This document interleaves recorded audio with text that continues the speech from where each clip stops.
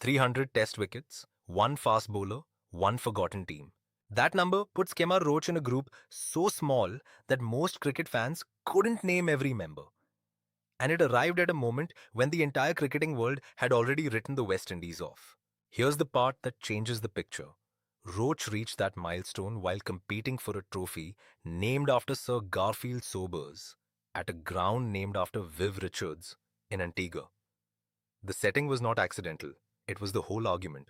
Test cricket is the longest, most demanding format the game has. Pitches vary, conditions shift, batsmen have days to adjust. A fast bowler who survives long enough to take 300 wickets has done something that requires not just pace, but intelligence, durability, and the ability to reinvent himself season after season. Cricket West Indies publicly congratulated Roach on the milestone. That matters. It signals this is not just a personal achievement, it is a franchise moment. Proof that West Indies Test cricket, even in a difficult era, still produces players of genuine historical significance. The West Indies name on a cricket shirt has never just been geography.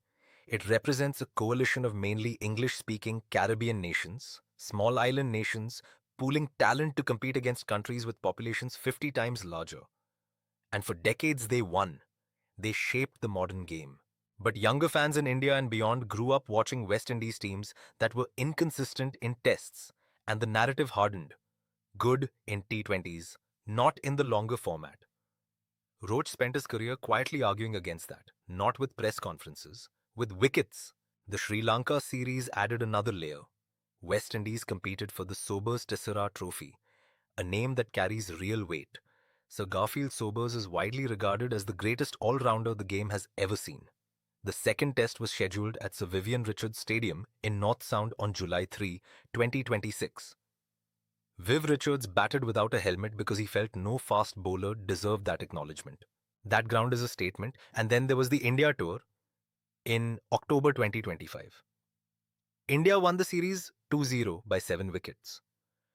But the story around that tour became something else entirely. The West Indies team was stranded in India amid tensions in the Middle East, with a charter flight eventually arranged to bring them home safely. That detail never makes the highlights reel, but it tells you exactly what international cricket actually involves for a team representing nations that carry little geopolitical weight. They handled it. They always do. The obituaries for West Indies cricket keep getting written. They keep being wrong.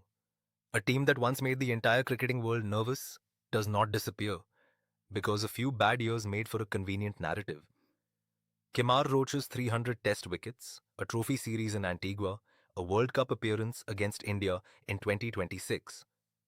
This is not a team fading out. This is a team that refuses to go quietly.